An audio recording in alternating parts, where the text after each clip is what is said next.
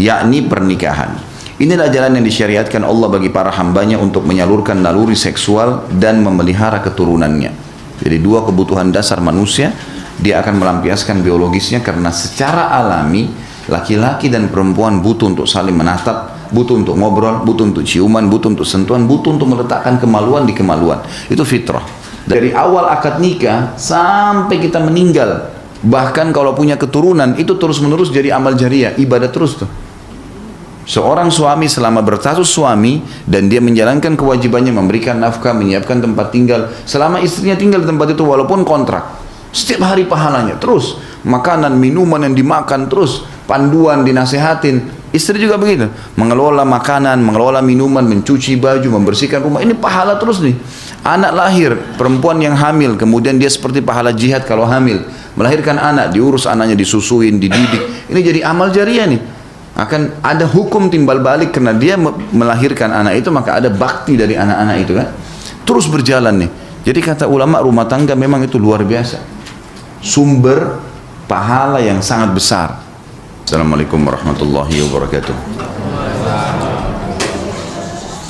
Alhamdulillah, kalimat mulia yang selalu kita ucapkan dari lisan kita kepada satu-satunya pencipta segala sesuatunya, baik di langit, di bumi dan di kedalaman lautan. Dialah Allah, zat yang Maha Esa, zat yang hidup sendiri, zat yang mengerjakan apapun yang dia inginkan. Tidak ada sekutu baginya dalam segala hal. Dan dia telah menggantungkan segala nikmat yang dia berikan kepada kita dengan kalimat Alhamdulillah.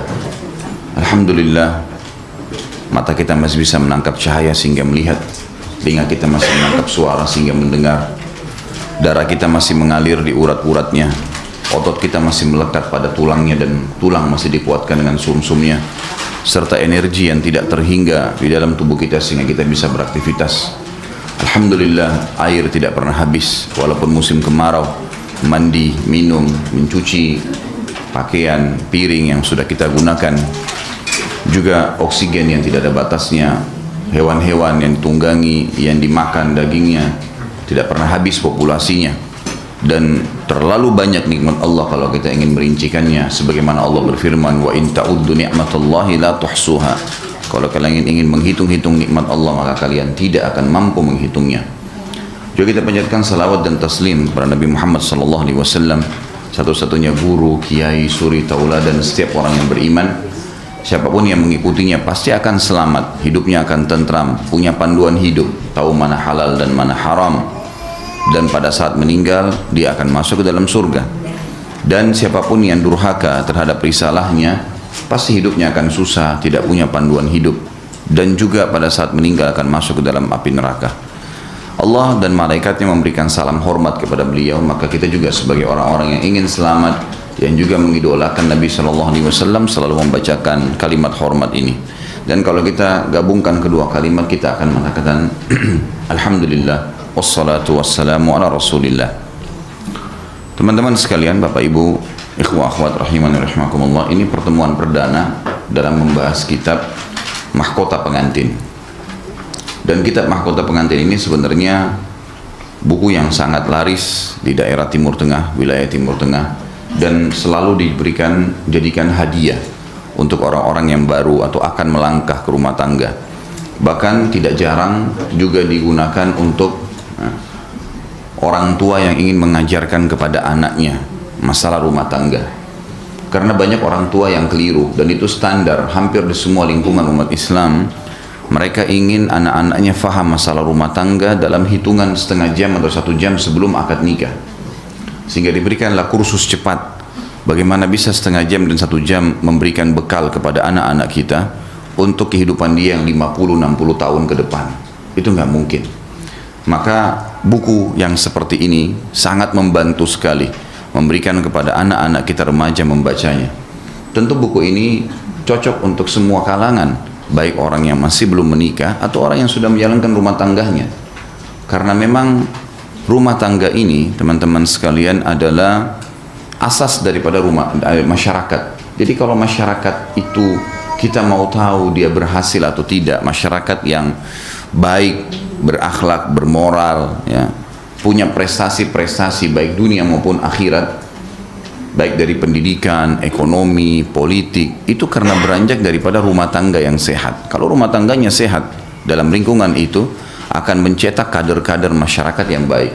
Dan kapan rumah tangga ini kacau, maka akan kacau semuanya. Kalau kita lihat orang-orang yang jadi preman di pinggir jalan sana, mabuk-mabukan, mengganggu orang lain, itu pasti karena rumah tangganya tidak ada pendidikan, tidak ada sesuatu yang bisa mereka ambil, sehingga mereka hidup di jalanan. Mereka cuma mengetahui kekerasan, mengambil haknya orang lain, dan tidak menganggap itu sebuah kesalahan karena rumah tangga yang tidak tertata baik. Tapi kalau kita lihat ada orang-orang yang berprestasi di kampus, berpendidikan, berakhlak, mereka sukses dalam usaha-usaha mereka di ekonomi, mereka juga menjadi panduan, ya, panutan di tengah-tengah masyarakat, itu karena rumah tangga yang positif. Jadi ayah ibunya telah mendidiknya dengan cara yang baik. Jadi memang membahas masalah rumah tangga ini adalah satu hal yang sangat dipedulikan dalam Islam. Islam sangat peduli karena memang Allah Subhanahu wa Ta'ala sudah tahu masyarakat yang besar itu akan lahir dari komunitas rumah tangga yang ada sebagai sub-sub masyarakat itu, cabang-cabang masyarakat itu. Makanya dalam Islam kita tahu Islam sangat peduli dengan masalah bagaimana memilih pasangan, bagaimana kriterianya, gitu ya. Kemudian kita juga tahu dalam masalah rumah tangga ada hak dan kewajiban. Kemudian kita tahu juga nanti bagaimana cara mendidik anak, bagaimana perilaku orang tua terhadap anak, apa haknya anak-anak itu, dan haknya anak-anak terhadap orang tuanya. Kita tahu ada bakti dengan orang tua. Jadi ditata sedemikian rupa sebenarnya. Kalau seandainya setiap muslim menjalankan seperti apa yang telah diwahyukan, mereka akan tentram sebenarnya. Dan mereka akan mendapatkan apa yang dijanjikan oleh Allah, rumah tangga yang mawaddah, sakinah dan rahmah. Pasti penuh dengan tentram, ketenangan jiwa, bisa juga akan masuk ke masalah cinta, kasih sayang, itu akan ada. Karena dasarnya memang mereka menjadikan wahyu sebagai tolok ukurnya. Kalau orang menikah asal menikah saja, dia tidak jadikan itu sebagai perintah agama, maka kita akan temukan orang ini mungkin hanya karena teman-temannya yang suruh, mungkin karena orang tuanya, mungkin karena orang di sekitarnya semua sudah menikah. Maka dia hanya sekedar menjalankan begitu saja. Ibaratnya seperti orang yang mau kerja di satu perusahaan, dia nggak tahu kenapa dia kerja di situ, apa jenis pekerjaannya, berapa gajinya, gitu kan? Dia tidak tahu semua, dia cuma terjun bebas. Maka kita akan temukan orang seperti ini akan terkagetkan nanti pada saat masuk ke perusahaan tadi. Oh ternyata dia bidangnya misalnya IT, kemudian dia masuk ternyata ini lain bidangnya. Mungkin dia masuk ke pertukangan, mungkin dia masuk kepada pekerjaan yang bukan bidangnya. Maka dia akan kaget, susah untuk adaptasi waktu, susah untuk mengatur dan menata pekerjaannya nanti. Dia harus adaptasi yang sangat besar, dan juga ya mungkin hasil yang dia inginkan tidak akan seimbang, ya, karena memang bukan bidangnya dia. Maka akan terjadi hal-hal yang negatif.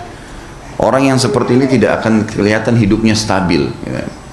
Makanya penting sekali untuk membahas masalah rumah tangga ini. Dan saya bukan menggurui, tapi saya sedang membedah buku ini, dan saya pun menjalankan sunnah Nabi SAW. Ad-dinun nasih, agama ini adalah nasihat, memang harus saling menasihati, gitu. Baik orang yang belum berumah tangga atau orang yang sudah berumah tangga. Dan buku ini sebenarnya diberikan judul oleh penulis Tuhfatul Arusain. Jadi ada dua buku yang hampir mirip judulnya, ada Tuhfatul Arus, ya, ada juga Tuhfatul Arusain. Jadi buku yang dulu, yang lama sekali, buku klasik namanya Tuhfatul Arus, ya. Ini seperti mahkota untuk pengantin satu sisi saja, gitu kan. Tapi penulis ini dari Mesir kebetulan membuat dua. Jadi mahkota untuk kedua pengantin, dan ditulis di sini bingkisan istimewa untuk suami istri, ya. Dikatakan buku ini menghindari penjelasan yang malu-malu sekaligus mendobrak wilayah yang sering difahami tabu ketika membahas persoalan rumah tangga. Pada mulanya adalah sebuah keterus terangan. Buku ini mengalir jauh dengan kupasan yang lincah, renyah, dan komunikatif. Jadi nanti di sini akan banyak sekali bahasan-bahasan yang mungkin memang kelihatannya tabu, tapi ya harus dibahas. Karena kalau tidak maka umat ini akan sesat, tidak akan dapat panduan. Dan setiap kali Bapak Ibu membaca buku atau membeli buku, saran saya sebelum ditaruh di rak buku, dibuka dulu plastiknya, gitu ya. Oh iya, serius. Karena banyak orang beli buku, plastiknya nggak dibuka, langsung ditaruh di rak. Akhirnya dia double beli bukunya. Dia lupa kalau pernah dia beli, gitu kan. Kemudian cara saya mendidik mahasiswa saya kalau di kampus, saya mengatakan Buka bungkusnya, kemudian baca daftar isi. Paling pertama, cari dari daftar isi itu subjudul yang paling menggelitik kita. Apa nih kira-kira judulnya? Nah ini, tandain dengan stabilo atau tandain dengan pulpen gitu kan. Kemudian sebelum taruh di rak 5-10 menit saja, coba baca itu. Baca yang sedang menggelitik kita itu. Nanti 5-10 menit yang kita baca itu lalu kita taruh di rak akan mendorong kita untuk kembali membaca bukunya, dan akan habis buku itu dibaca. Kalau tidak maka sulit gitu. Apalagi orang kalau membeli buku yang tebal, mungkin seperti ini semi tebal, ada yang lebih tebal lagi ya. Yang kita bahas di sini juga saya membahas hari Senin, ada Minhajul Muslim yang sangat tebal. Itu memang kalau kita beli dan niatnya mau dibaca sendirian itu susah gitu kan. Kapan waktunya, baik kalau kita langsung memahaminya, makanya perlu dibedah. Jadi daftar isi itu sebenarnya tujuannya ditulis buku secara ya ilmiah. Tujuannya daftar isi untuk memberikan kerangka fikir. Fikirannya apa sih penulis ini? Apa yang dia mau sampaikan kepada kita sebagai pembaca? Nanti dari situ kita tahu, oh ternyata maunya dia seperti ini nih. Sebenarnya garis besar. Jadi kita sudah tahu isi buku ini semua apa sih? Gitu. Nah kalau kita merasa sudah tahu, ya sudah, gitu. Nggak perlu dibaca. Tapi kalau kita masih tahu, oh ini kayaknya saya belum tahu nih, atau saya mau tambah informasi, kita akan membacanya dari daftar isi. Ya. Saya akan mulai dengan daftar isi. Di sini ditulis oleh beliau. Ada pertanyaan pertama yang penting sekali. Beliau mengatakan mengapa perlu menikah, gitu kan?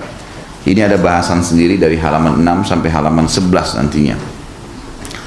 Kemudian beliau punya rincian sub-sub bahasan yang besar, seperti misalnya menikah merupakan sunnah para rasul. Nanti ada contoh-contohnya kita akan baca. Kemudian waspada terhadap zina. Ada bahasan sendiri, mencintai istri, menopang ketaatan pada Allah Subhanahu wa taala. Istri-istri Nabi, siapa saja nama-namanya. Ya, karena ini kita bahas masalah rumah tangga dan suri tauladan kita adalah Nabi Muhammad SAW. Banyak orang ditanya siapa istri Nabi, dia tidak hafal kecuali Aisyah. Yang lain, gitu kan? Anggaplah Aisyah sama Khadijah. Gitu. Yang lain masih banyak yang tidak tahu. Saudah binti Zam'a tidak ditahu namanya, gitu kan? Ummu Salamah, ya, Zainab juga itu ada 2 orang, gitu kan? Yang jelas ada istri-istri Nabi nanti akan disebutkan nama-namanya supaya kita punya gambaran, gitu kan? Dan nanti akan kita berikan gambaran juga kenapa dalam Islam nanti akan ada bab sendiri ya, berhubungan dengan bahasan masalah poligami, bagaimana memahaminya, kenapa harus ada dalam agama Islam, bagaimana sebenarnya dituntun oleh agama sehingga tidak ada kesalahpahaman di masyarakat, karena ini dianggap tabu, gitu kan? Dianggap sesuatu lebih banyak ke negatif daripada positifnya. Kemudian ada sahaya wanita Nabi Shallallahu Alaihi Wasallam. Di dalam Islam juga ada bahasa, nanti akan saya jelaskan tentang hamba sahaya dalam Islam, baik laki-laki ataupun perempuan. Kemudian ada pernikahan di masa jahiliyah. Bagaimana sih pernikahan sebelum Islam datang di Mekah itu? Seperti apa keadaannya? Landasan memilih istri, kriteria istri soleha, landasan memilih suami, kesetaraan atau kafa'ah dalam pernikahan, sholat istikharah, gitu. Kemudian dibolehkan memandang wajah wanita yang dipinang dan sebaliknya, wanita juga boleh memandang laki-lakinya. Mahar, seperti apa panduan dalam Islam mahar itu? Keputusan Nabi SAW tentang mahar minimal dan maksimal, serta sahnya pernikahan dengan mahar hafalan Al-Quran yang dimiliki oleh suami. Kemudian ada larangan berlebihan dalam mahar, cincin tunangan boleh atau tidak, gitu. Yang dibolehkan bagi peminang setelah peminangan, apa saja yang dibolehkan? Setelah khidbah, apa yang dia boleh lakukan? Bolehkah dia komunikasi? Bolehkah ada pertemuan lagi dengan keluarganya misalnya? Kemudian nafkah untuk istri, setelah menikah sudah mulai masuk ke dalam bahasan rumah tangga. Nafkah, apa itu nafkah? Dan kenapa harus istri yang menerima nafkah? Ya. Malam kasih sayang, malam pengantin, hukum pergi ke salon bagi perempuan, gitu kan? Mencabut bulu alis, cat kuku, memanjangkan kuku, nyanyian dalam pesta pernikahan, rukun dan syarat pernikahan, perbedaan antara ungkapan nikah sama zawaj, ya, ini sama-sama dalam istilah agama. Doa untuk sepasang pengantin, malam pengantin, sholat dulu, ini sebelum berhubungan biologis, meletakkan tangan di atas kepala istri dan mendoakannya. Lalu ada kisah nyata yang diangkat oleh beliau berhubungan dengan malam pertama ini. Doa laki-laki ketika menggauli istrinya, apa doanya dan apa manfaatnya? Memecahkan selambut kegadisan, ya, itu ada dituntun secara agama dan ada beberapa hadis menjelaskan masalah itu. Bagaimana laki-laki berhubungan seksual dengan istrinya? pesta pernikahan atau walimah, boleh mengadakan pesta perkawinan dengan kurma, susu dan minyak samin. Kalau tidak bisa membeli kambing misalnya, karena Nabi SAW menyuruh mengiklankan dengan 1 ekor kambing. Dilarang mengundang orang kaya saja dalam walimah. Jadi undang acara makan itu dibuka untuk siapa saja boleh mampir, termasuk kalau ada orang yang lewat, orang minta-minta misalnya. Bab tentang pernikahan, syarat dalam pernikahan, wanita-wanita yang haram untuk dinikahi, nikah tahwil, ya, ini juga akan ada penjelasan. Ada macam-macam nikah yang tidak dibolehkan, ya. Nikah sigar, nikah muhallil, nikah mut'ah, ya. Kemudian nikah yang dilakukan oleh orang yang sedang ihram, menikah dengan wanita pezina, khulu. Kalau perempuan mau narik hak suaminya karena pelanggaran-pelanggaran suami, diajukan kepada pengadilan sehingga terjadi perceraian.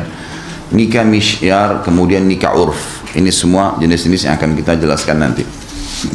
Di bab poligami, karena dia masuk dalam puncak daripada rumah tangga itu, takut miskin karena banyak istri dan anak. Ada was-was yang terjadi kadang-kadang. Hak istri atas suaminya, hak-hak suami, tidak minta cerai. Hak istri, pesan-pesan untuk suami istri yang berpoligami akan dijelaskan nanti.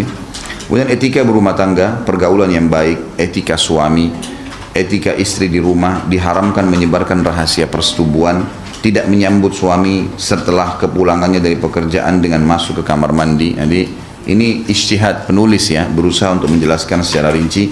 Jangan mengingkari kebaikan suami. Bagaimana jika suami kikir, tidak memberikan nafkah? Apa yang harus istri lakukan sementara dia tidak punya kerjaan misalnya? Maka ini ada bahasan sendiri. Bagaimana istri menampakkan kemarahannya pada suami kalau ada sesuatu yang dia tidak suka? Apakah dia harus merontak-rontak, dia harus memukul atau apa? Mungkin ada adabnya, dan ini akan ada adab dijelaskan nanti dengan mengenal karakter pasangan. Nasihat kepada suami agar istrinya tetap mencintainya. Nasihat untuk suami istri tinggal di rumah keluarga, baik di rumah keluarga suami ataupun istri, bagaimana semestinya diambil langkah. Bolehkah kita numpang di rumah mertua misalnya, di rumah kerabat setelah menikah, atau lebih baik kita berumah tangga sendiri? Nanti akan ada bahasan sendiri. Kriteria pria dambaan wanita, kemudian cara mengetahui pria idaman, apakah ada yang disebut dengan istri meranah, ya. Adakah suami yang meranah? Perbedaan antara zauja dengan mar'ah. Zauja istri, mar'ah ini umumnya wanita gitu. Kemudian ada bab nanti halaman 211, ini khusus masalah hubungan biologis, tapi ini maaf, ini saya tidak rincikan. Ini nanti akan Anda baca sendiri di bukunya, karena ini memang ijtihad dari penulis. Karena kaidah dalam biologis di Islam itu yang dilarang saja yang dijauhi, yaitu meletakkan kemaluan laki-laki di dubur istrinya atau di kemaluan pada saat haid dan nifas. Maka selain daripada itu dihalalkan.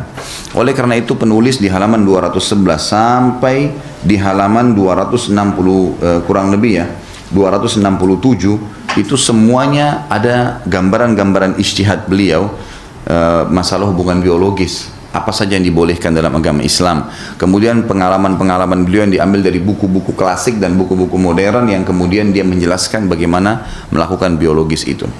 Kemudian ada di halaman 269 ada hukum istimna atau onani yang haram bagi suami kalau melakukan sendiri, tapi kalau istrinya melakukan itu maka itu dibolehkan. Yang halal bagi suami istri pada saat istri sedang haid, kafarah atau denda bagi yang menggauli istrinya saat haid dan nifas, mensucikan diri dari haid, bagaimana caranya? Hukum khitan bagi wanita, hukum azal dari istri. Azal itu mengeluarkan sperma di luar kemaluan. Kalau kita sekarang menggunakan juga, ya, apa namanya, KB, program KB, itu bagaimana dalam Islam hukumnya? Hukum memakai alat kontrasepsi, kemudian hukum menggauli istri yang sedang menyusui, boleh atau tidak, nanti kita lihat bagaimana dalil-dalilnya. Mengatasi kebiasaan onani yang buruk kalau laki-laki itu belum menikah. Batas usia tertentu untuk melakukan aktivitas seksual, faktor pemicu syahwat yang menguatkan kemampuan seksual. Kemudian beliau coba memberikan juga makanan-makanan menurut penulis dan minuman yang bisa membantu untuk membangkitkan syahwat antara suami istri itu sendiri. Terakhir yang sangat menarik sebenarnya dalam buku ini, karena saya bisa katakan buku ini lengkap karena beliau membahas ada satu bahaya sekali penyakit dalam rumah tangga yang banyak menjadi penyebab cerainya suami istri tapi orang tidak sadar, yaitu sihir. Jadi banyak orang rusak rumah tangganya karena sihir orang lain. Mungkin karena orang yang pernah interaksi sama dia yang suka kemudian melakukan aktivitas sihir ini, nanti akan dijelaskan dalil-dalil bahwasanya jin bisa merasuki tubuh manusia, berbagai macam sihir, bagaimana penyihir bekerja, diberikan gambaran-gambarannya, cara menyembuhkan orang yang terkena sihir, ayat-ayat pembebas sihir, ayat-ayat pengobatan, kesalahan yang dilakukan sebagian orang yang mengobati, kemudian pencegahan dari dari ayat-ayat Al-Quran yang bisa digunakan agar sihir itu hilang atau pencegahannya, petunjuk Nabi SAW untuk menolak sihir dan kesurupan, dan akhirnya terakhir profensif secara umum. Jadi ada kesimpulan secara umum, kurang lebih seperti itu. Jadi ini daftar isi, inilah isi buku itu, gitu kan. Nah, dengan membaca daftar isi seperti ini, teman-teman akan mendapatkan gambaran, oh ternyata buku ini isinya ini. Apapun di antara judul-judul yang ada menggelitik, menarik buat kita, ditandain, baca, gitu kan. Kalau ada sesuatu yang tidak jelas nanti bisa ditanyakan di pertemuan kita tentunya. Baik, setiap buku, setiap tulisan ilmiah juga dibutuhkan muqaddimah namanya, pendahuluan kalau bahasa Indonesia. Pendahuluan ini juga sama, dia sebenarnya kalau tadi daftar isi memberikan seluruh bahasan apa yang akan dibahas, tapi judul-judulnya saja, jadi orang bisa tahu. Kalau muqaddimah ini harus penulis bisa menulis kesimpulan dari satu buku ini. Apa alasannya dia menulis, apa saja yang dia ingin sampaikan di dalam buku itu.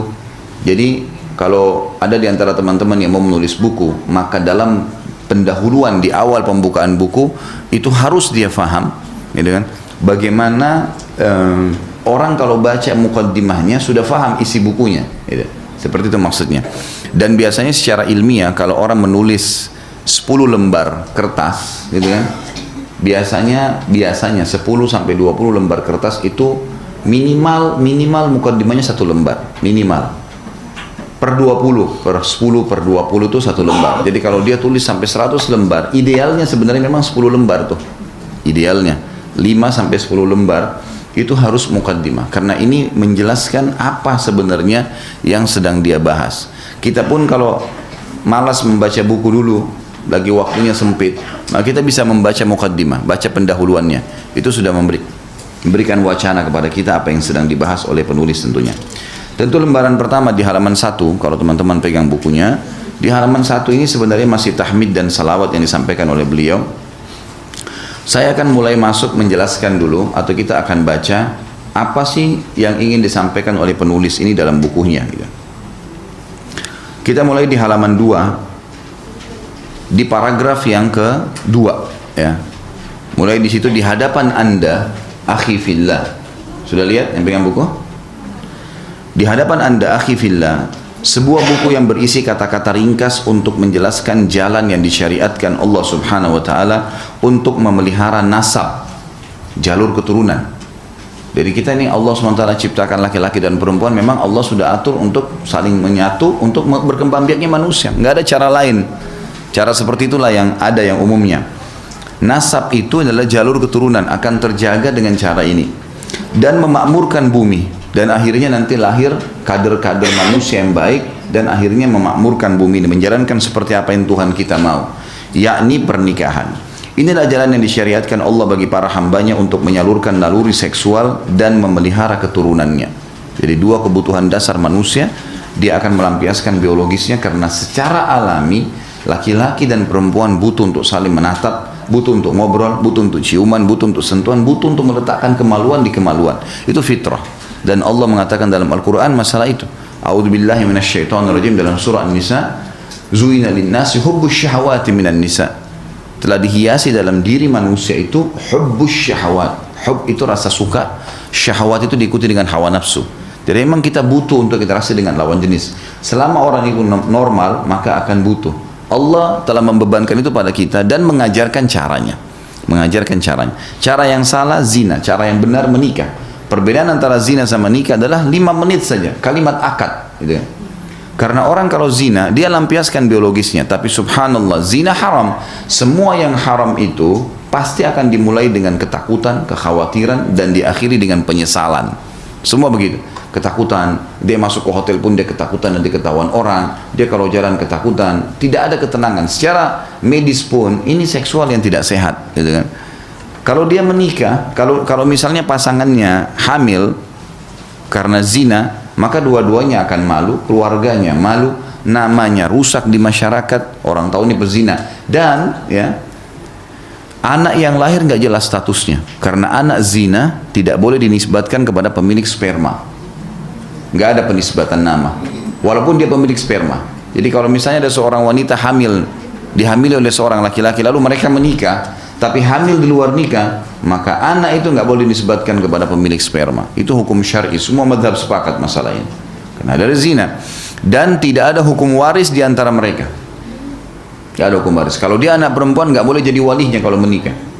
Hukum syar'i begitu. Kalau nikah, kalau dia nikah itu hanya kalimat akad ya. Wali perempuan datang, kemudian datang 2 saksi, gitu kan? Ada maharnya, 5 menit acara ini, subhanallah. Kita tidak bicara acara undang makannya orang-orang. Kita bicara masalah akad nikahnya. Pada saat si wali mengatakan saya nikahkan kamu sama anak saya si fulana binti fulana dengan mas kawin ini, laki-lakinya mengatakan saya terima nikahnya walaupun gugup sah, gitu. Loh iya, karena di Indonesia kan orang gugup disuruh ulangi, gitu. Cadel sedikit disuruh ulangi, bagaimana dia dipaksa? Nggak mungkin. Dan kalaupun dia mengatakan saya terima saja, sudah cukup. Kalau dia bilang, karena si ayah tadi perempuan sudah katakan saya nikahkan kamu sama anak saya si fulana binti fulana, kan sudah diulang-ulangin semua. Dengan mas kawin ini sudah selesai, dia tinggal mengatakan saya terima, sah. Kalau dia mengatakan saya terima nikahnya fulana binti fulana dengan mas kawin, itu pelengkap saja. Setelah itu orang semua tahu akan terjadi hubungan biologis, gitu kan? Coba pada saat mereka lakukan biologis, dua-duanya dalam kondisi tenang, gembira, kan gitu. Tahu ini tidak ada sesuatu yang aib bagi mereka. Mereka lakukan dimulai dengan ketenangan dan cinta, diakhiri tentu dengan kenikmatan. Dan kalau si perempuan hamil, apa yang terjadi? Dua-duanya senang, keluarganya senang, namanya harum di masyarakat, dan anak yang lahir jelas statusnya. Ada penisbatan nama dan juga ada yang. Lalu kenapa orang harus memilih zina, gitu kan? Kenapa nggak menikah?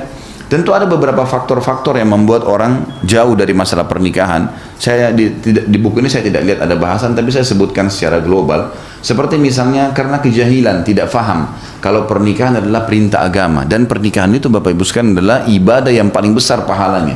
Karena jedah waktunya panjang, gitu kan? Jadi dari awal akad nikah sampai kita meninggal, bahkan kalau punya keturunan itu terus-menerus jadi amal jariah, ibadah terus tuh. Seorang suami selama berstatus suami dan dia menjalankan kewajibannya memberikan nafkah, menyiapkan tempat tinggal, selama istrinya tinggal di tempat itu walaupun kontrak, setiap hari pahalanya terus, makanan, minuman yang dimakan terus, panduan dinasehatin. Istri juga begitu, mengelola makanan, mengelola minuman, mencuci baju, membersihkan rumah, ini pahala terus nih. Anak lahir, perempuan yang hamil, kemudian dia seperti pahala jihad kalau hamil, melahirkan anak, diurus anaknya, disusuin, dididik, ini jadi amal jariah nih. Akan ada hukum timbal balik karena dia melahirkan anak itu, maka ada bakti dari anak-anak itu kan, terus berjalan nih. Jadi kata ulama, rumah tangga memang itu luar biasa, sumber pahala yang sangat besar. Banyaknya orang tidak segera menikah karena kejahilannya terhadap hal ini. Dia tidak tangkap ini adalah sebuah ibadah, gitu. Maka tidak tergesa-gesa untuk melakukannya, padahal sebenarnya harusnya dia segera menikah. Yang kedua adalah faktor orang tidak mau menikah itu karena selain kejahilan tadi, karena kesibukan duniawi yang membuat dia lalai dari ibadah. Seperti misal ada banyak mahasiswa yang mengeluh dengan saya, laki-laki tentunya, saya katakan mahasiswinya belum pernah ada yang sampaikan ke saya di SMS, tapi kalau mahasiswa itu sering bilang sama saya, Ustaz, saya tingkat 1 kuliah, saya terganggu ya. Saya sudah mulai ikut pengajian sunnah, udah mulai paham agama, tapi saya tingkat 1 kuliah, saya masih 3-4 tahun baru selesai. Saya ingin menikah, karena di dalam kampus ini saya terganggu sekali. Sana sini godaan banyak gitu. Teman-teman saya pada anggap zina itu biasa, mereka gonta-ganti pasangan, dan terbuka peluang. Saya tinggal ngomong sama siapa saja wanita, saya bisa lakukan kok.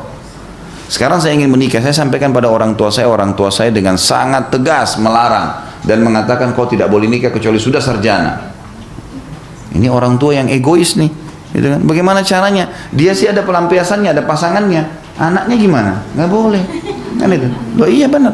Sebab ada anak-anak nanti, ada mungkin kalau teman-teman nanti kalau punya anak sudah mulai besar, anda lihat rasa ada anak-anak yang bisa ngontrol syahwatnya, bisa sampai sarjana, dia luar biasa, sampai sarjana, sampai kerja bisa ngontrol diri, itu lain, ada. Tapi nggak semua begitu. Umumnya manusia ada yang tidak bisa, bergejolak. Kalau ada anak yang sudah mulai membangkang, anak perempuan bangkang orang tuanya, lihat pasti di belakangnya ada laki-laki tuh. Kalau ada perempuan yang sudah bangkang itu ada laki-laki. Kalau laki-laki sudah mulai kurang ajar sama orang tua, ada perempuan di belakangnya. Subhanallah. Karena ini memang sudah begitu. Fitnah yang paling besar bagi laki-laki perempuan, fitnah perempuan adalah laki-laki, gitu ya. Maka jangan sampai kesibukan dunia membuat orang sampai menunda pernikahan, tidak bisa. Sampai saya pernah bahasakan ke jemaah pengajian saya, lebih baik Bapak Ibu sekalian kalau kita punya anak, kalau kita lihat anak ini sudah membutuhkan pasangan hidup, artinya sudah mulai kelihatan dari tatapan matanya, gerak-geriknya, jangan ditunda pernikahannya, nikahkan. Carikan orang baik-baik, nikahkan. Lebih baik kita tambah 1 piring makanan di atas meja kita untuk anak mantu yang juga jadi mahram. Kalau anak mantu laki-laki jadi mahram istri saya, kalau anak mantu perempuan jadi mahram buat saya, gitu kan. Datangin 1 piring tapi anak kita akan aman. Itu jauh lebih baik. Bagaimana banyak orang di Indonesia ini dan di Jakarta banyak fakta seperti itu, dia membiarkan anaknya gonta-ganti pacar, bahkan sebuah kebanggaan bagi dia.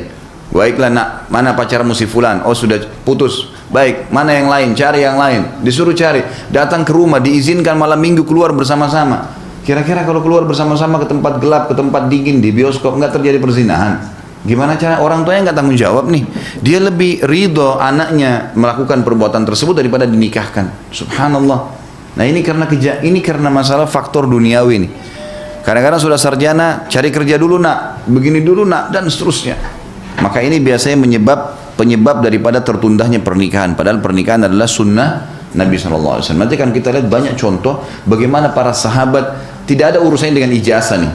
Pada saat mereka sudah Ba'a itu seperti sabda Nabi SAW, wahai anak-anak muda ini dari mulai balik sampai 40 tahun. Maaf yang sudah lebih 40 tahun ya. Jadi ini memang dimasuk kategorikan istilah syabab. Kata Nabi SAW, ya ma'syar syabab, wahai anak-anak muda, dari mulai balik sampai 40 tahun, laki-laki perempuan sama. Masih dikategorikan orang yang diperintahkan Nabi SAW. Man istata'a minkumul ba'a, ya. Kata Nabi SAW, ya ma'syar syabab, wahai anak-anak muda, mulai balik sampai 40 tahun. Man istata'a minkumul ba'a, ba'a ini siapa yang mampu ba'a. Ba'a kata ulama bukan mampu finansial, kaya raya, bukan sudah jadi pintar, bukan. Tapi dia, si laki-laki siap mau bekerja mencari nafkah buat istrinya, si perempuan siap mengandung anak dari suaminya, itu ba'a namanya. Jadi tidak ada urusannya di sini dengan pendapatan, karena nanti kalau dia sudah nikah, si suami sudah diwajibkan harus kerja. Lalu hiduplah sama-sama. Ya kalau pendapatannya cuma 1 piring makan berdua, ya sudah itulah, gitu kan. Jalani. Bukan harus sudah punya mobil mewah, sudah punya rumah yang besar, itu susah gitu kan. Maka akan tertunda semua pernikahan. Kata Nabi SAW. Jadi harusnya dia menikah. Falyatazawwaj, menikahlah. Fa'innahu agaddu lil basar wa ahsanu lil farj, karena dia akan sangat menjaga ya, penglihatan seseorang dari hal-hal yang haram, dan akan menjaga kesucian, kehormatan, kemaluan kalian.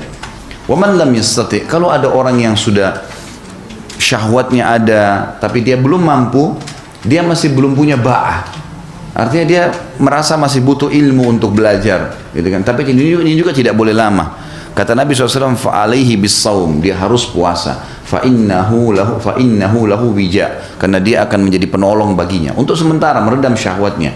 Karena yang memberikan syahwat adalah makanan dan minuman. Maka itu akan redam kalau seseorang puasa, karena tidak banyak mengkonsumsi makanan dan minuman. Ini yang dimaksud, tapi ini pun dalam batas waktu tertentu. Jadi sini dikatakan oleh beliau bahwasanya pernikahan ialah jalan yang disyariatkan Allah bagi para hambanya untuk menyalurkan naluri seksual dan memelihara keturunan. Sudah saya tadi berikan perbedaan antara nikah sama zina, gitu kan, manfaat-manfaatnya. Segala puji bagi Allah yang telah menjadikan nikah bagian dari syariatnya agar menjadi jalan bagi hambanya untuk memakmurkan bumi, bahkan untuk menyalurkan syahwatnya. Dalam semua ini ia mendapatkan pahala. Jadi tadi selain orang itu misalnya kalau zina dapat dosa besar, kalau orang menikah itu dapat pahala besar. Pahala besar pada saat biologis ya. Jadi kalau zina kita dikecam, tidak boleh sama sekali, haram, dosa besar. Bahkan Nabi SAW mengatakan masuk dalam kategori 7 dosa besar yang membinasakan. Setelah syirik, durhaka dengan orang tua, masuk setelahnya zina, riba, gitu kan. Jadi zina ini masuk dalam 7 dosa besar yang membinasakan, karena akan merusak nasab, gitu kan, mempermalukan namanya dia. Ini harus difahami teman-teman sekalian ya, karena di Indonesia dijadikan senjata oleh sebagian orang tuh. Kalau orang tuanya nggak setuju, dia hamil dulu di luar nikah. Nanti toh juga akan dinikahkan. Nah, karena dia nggak paham hukum sebenarnya, ini anak yang lahir tidak dinisbatkan kepada dia, percuma aja. Tidak ada nisbat nama dan tidak ada warisan di antara mereka. Dan kalau anak perempuan tidak boleh jadi walinya, itu jelas sekali.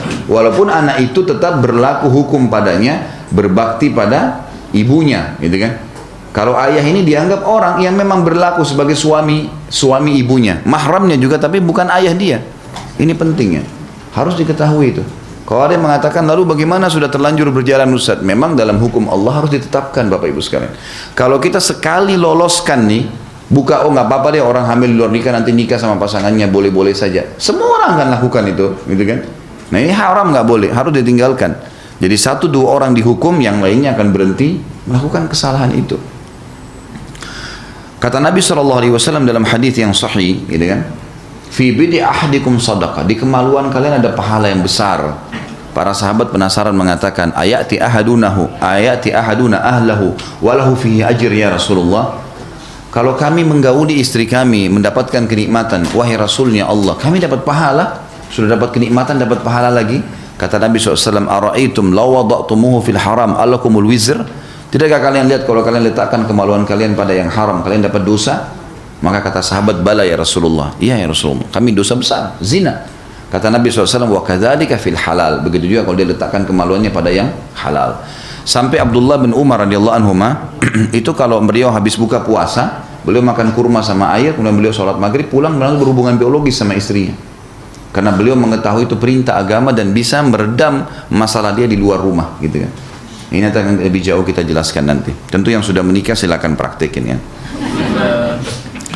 Nikah adalah ketentraman, ya, ketentraman jiwa, ladang Islam, ladang pahala maksudnya. Memelihara anggota badan, ya. Karena orang kalau sudah menikah, pelampiasan biologisnya ada, si laki-laki makanannya siap, si perempuan punya tempat naungan rumah, akan menjaga kesehatan badan, jalan kesucian, terhormat. Kesenangan hidup sekaligus salah satu tanda kekuasaan Allah Subhanahu wa taala sebagaimana Allah berfirman dalam surah Ar-Rum ayat 21. A'udzu billahi minasyaitonir rajim wa min ayatihi an khalaqa lakum min anfusikum azwajan litaskunu ilaiha wa ja'ala bainakum mawaddatan wa rahmah inna fi dzalika laayatin liqaumin yatafakkarun. Dan di antara tanda-tanda kekuasaannya ialah dia menciptakan untukmu istri-istri dari jenismu sendiri. Jadi di sini nanti akan kita jelaskan juga definisi pernikahan. Kita hanya boleh menikah dengan lawan jenis, laki-laki, perempuan, dan dari anak Adam. Harus dari manusia, nggak boleh nikah sama jin, nggak boleh melampiaskan. Ya ada dukun kan begitu ya. Dukun-dukun itu banyak yang sampai tua, ya seperti apa namanya nenek-nenek sudah sampai tua nggak nikah. Ada laki-laki dukun itu tidak menikah karena ada juga syarat daripada syaitan yang bekerja sama untuk menikah dengan mereka. Ada juga orang yang karena sudah tiap hari berzina, jenuh dengan manusia, pelampiasan biologisnya kepada hewan misalnya, kayak di Eropa, di Amerika, ada terjadi kan? Kebanyakan mereka yang memelihara, hewan anjing itu mereka melampiaskan biologisnya dengan hewan tersebut. Maka Allah sebutkan itu ya, dalam Al-Quran, agar kamu untuk apa dijadikan jadi jenis kalian sendiri dari manusia dan lawan jenis laki-laki dan perempuan, agar kamu cenderung dan merasa tentram kepadanya, dan dijadikanlah di antaramu rasa kasih sayang, rasa kasih dan sayang. Sesungguhnya pada yang demikian itu benar-benar terdapat tanda-tanda bagi kaum yang mau berfikir. Ini adalah kata-kata yang saya bisikan di telinga setiap pemuda dan gadis yang ingin membangun keluarga Islami yang bahagia. Kata-kata yang diambil dari kitab Robnya Allah Subhanahu Wa Taala dan sunnah Rasulnya Muhammad SAW sebagai metode dan jalan dalam hidupnya, terutama kepada kedua pengantin yang mengawali bahtera kehidupan yang untuk berlayar menuju ke akhirat. Jadi ini ditujukan kepada pemuda dengan pembicaraan yang tepat untuknya. Ada juga sedikit kultum saya di YouTube itu, ada judulnya Jalan Tol Menuju ke Surga. Coba didengar deh. Saya kurang dari 15 menit ada saya bahas tentang rumah tangga adalah jalan tol menuju ke surga. Dan memang betul teman-teman sekalian. Begitu akad nikah, mulailah ladang pahala terbuka besar di depan mata kita. Bagaimana tidak? Seorang perempuan hanya melayani, mendatangkan air, buatin kopi, bersihin baju, masuk surga, meninggal masuk surga, gitu kan? Itu sudah cukup, sudah ladang pahala. Kalau dia mencari lagi ladang pahala di luar rumahnya cuma tambahan, dalam rumahnya sudah luar biasa. Dia tidak usah repot-repot keluar rumahnya. Jadi perempuan walaupun berputar-putar di rumahnya saja itu sudah cukup buat dia. Loh ya, kata Nabi SAW, wanita manapun yang menjaga 5 waktu sholatnya tidak dihubungkan dengan sholat sunnah. Sunnah tambahan berarti. Dan berpuasa Ramadannya tidak dihubungkan dengan puasa sunnahnya. Dan melayani suaminya. Padahal yang ma'ruf, yang dibolehkan dalam agama, kalau dia meninggal dia boleh masuk dari 8 pintu surga yang mana dia mau. Tinggal tunggu mati, selesai masuk surga tuh. Luar biasa mudahnya, gitu kan? Bagi laki-laki juga begitu. Dia tinggal sibukkan, kata Nabi SAW, dinar yang engkau infakkan di jalan Allah, dinar jihad ya, dinar yang engkau infakkan untuk membebaskan budak, dinar yang engkau berikan kepada fakir miskin, dan dinar yang engkau berikan kepada istri anakmu jauh lebih besar pahalanya. Dia nggak usah repot-repot sedekah di sana sini. Dia kasih kepada keluarganya. Tentu dia juga punya hak untuk memberikan ke orang tuanya, kepada kerabatnya. Iya. Tapi di sini di dalam rumahnya sudah ada lahan yang luar biasa gitu. Jadi sebenarnya itu sangat penting untuk difahamin. Ini yang dikatakan oleh penulis tadi tentang bagaimana setiap pemuda laki-laki dan pemudi perempuan, muslim dan muslimah itu memahami tentang rumah tangga ini sangat penting dalam kehidupan mereka. Ada pepatah bahasa Arab tentu diterjemahkan di sini, air berbau busuk berawal dari busuknya tanah, kebusukan kaum berawal dari kebusukan nikahnya. Jadi pepatah bahasa Arab mengatakan begitu. Jadi kalau ada bau, ada air yang bau, itu ternyata karena memang sumbernya di bawah tanah itu ada yang bau, gitu kan? Seperti itulah. Nah, masyarakat yang rusak berawal dari pernikahan yang rusak. Ini pergaulan biologis yang salah. Dikatakan oleh penulis, saya membagi buku ini menjadi 2 bagian. Pada bagian pertama saya coba menjelaskan kepada setiap pemuda yang sudah siap untuk menikah, apakah jalan yang wajib ia tempuh saat memilih istri di masa depan. Juga untuk setiap gadis yang dipinang oleh suami di masa depan, apakah ukuran yang diletakkan Islam dalam memilih suami. Ini adalah langkah paling penting bagi laki-laki dan wanita dalam kehidupannya. Ini adalah bahtera yang akan dikendarai oleh laki-laki dan wanita dalam mengarungi lautan kehidupan yang bergelombang. Karena itu masing-masing hendaklah memperhatikan calon pasangannya. Jadi ini penting sekali dari awal. Sampai sebagian ulama kejiwaan ya, namanya ilmu tarbiyah, itu mengatakan termasuk haknya anak adalah memilih pasangan yang benar dari awal. Karena ada hadis yang berbunyi takhayyaru linutafikum, pilih tempat kalian meletakkan bibit kalian. Diperintahkan begitu. Nggak boleh sembarangan, karena kalau laki-laki sembarangan meletakkan spermanya pada rahim seorang wanita, setetes saja sudah cukup membuat ada anak hamil, gitu kan? Kalau perempuan ini tidak benar, akhlaknya tidak benar, pezina kah, sudah cukup untuk membuat itu tetap jadi ibunya selamanya, anaknya, ibunya si anak tuh. Begitu pula si perempuan salah memilih suami, status spermanya jatuh ke rahimnya hamil, maka si laki-laki seburuk apapun dia tetap akan dinisbatkan jadi ayahnya. Kan bahaya sekali ya. Jadi salah milih pasangan, salah semua ke depan nih, bahaya sekali. Kayak nggak boleh sembarangan gitu. Ini yang beliau tekankan masalah itu. Kemudian langkah-langkah apakah yang diletak, jadi nanti akan dirincikan oleh beliau seperti apa sih memilih, cara memilihnya seperti apa, laki-laki memilih perempuan yang bagaimana, perempuan memilih laki-laki yang bagaimana. Kemudian langkah-langkah apakah yang diletakkan Islam untuk meminang dan menikah, bagaimana cara pernikahan Islami, bagaimana cara konsep ta'aruf, saya mau tahu nih perempuan bagaimana, saya mau tahu nih laki-laki bagaimana caranya, gitu kan. Maka ada metode yang diajarkan dalam Islam, ada metode. Jadi bukan dengan berpacaran. Saya pernah ditanya, Ustaz hukumnya pacaran bagaimana? Saya bilang boleh, halal, tapi setelah akad nikah. Loh iya, setelah akad nikah pacaran sepuasnya, pergi makan berdua, jalan berdua, macam-macam, tidur sama-sama, nginap di hotel, nggak ada yang, silakan pacaran sepuasnya, tapi jangan sebelum nikah, karena haram dalam Islam, kan gitu. Cuma tinggal menempatkan pada tempatnya saja. Dikatakan oleh beliau kemudian langkah-langkah apakah yang diletakkan Islam untuk meminang dan menikah, serta segala yang mengiringi akad dan perjanjian yang kuat. Masalah akad nikah, Allah berfirman, A'udzubillahi minasyaitonirrajim, wa akhadna minkum mitsaqan ghalidha. Surah An-Nisa ayat 21. Dan mereka, istri-istri kalian telah mengambil dari kalian perjanjian yang kuat. Maksudnya pada saat kita mengatakan saya terima nikahnya dari wali itu, kita sudah mengambil perjanjian yang kuat. Artinya saya siap bertanggung jawab terhadap perempuan ini, gitu kan? Itu di mata Allah Subhanahu wa taala. Perjanjian inilah yang akan mengikat kedua belah pihak dengan ikatan kasih dan cinta hingga hari kiamat. Karena kalaupun meninggal tidak sempat cerai, ketemu nggak di hari kiamat? Ketemu, gitu kan? Akan bersatu. Sama-sama beriman akan bersatu sampai di surga nantinya. Nah. Perjanjian ini yang akan mengikat kedua belah pihak dengan ikatan kasih dan cinta hingga hari kiamat. Setelah itu saya membicarakan tentang malam pengantin dan adab-adab yang harus dimiliki laki-laki dan perempuan. Setelah menikah pun maka ada adab-adabnya. Dan nanti akan saya titik beratkan teman-teman sekalian, jangan pernah belajar biologis dari film porno. Ini benar-benar nggak boleh, mutlak. Bagaimana bisa seseorang, bukan alhamdulillah bukan seseorang sama istrinya duduk nonton film porno berdua. Si istri leluasa melihat si laki-laki yang bukan mahramnya tadi dengan kelebihan fisiknya, dengan warna kulitnya yang lebih. Kalau itu semua lebih dari suaminya, kira-kira apa yang akan terjadi? Dia pasti pada saat biologis pun tidak akan sehat. Dia akan bayangkan siapa yang dia lihat di film itu kan. Sama halnya si laki-laki tadi. Bagaimana istrinya bisa membiarkan dilihat perempuan yang jauh lebih sempurna daripada dia? Kenapa saya akan dicari yang sempurna supaya bisa menarik, supaya laku filmnya? Lalu itu satu sisi, melihat ini sudah merusak secara moral dan hubungan ya, sehingga biologis yang tidak sehat nanti akan kita titik beratkan banyak dalam bahasan itu nanti. Yang tidak sehat adalah membayangkan orang lain, dan sebagian ulama mengatakan membayangkan orang lain bisa masuk dalam bab zina, awal-awal zina. Maka harus menikmatin pasangan sendiri, dan caranya harus gundul basar, harus jaga penglihatan dari yang haram tuh, nggak bisa enggak. Ini harus digarisbawahi gitu kan. Jadi harus hati-hati berhubungan dengan masalah. Yang kedua, kita mendukung perzinahan.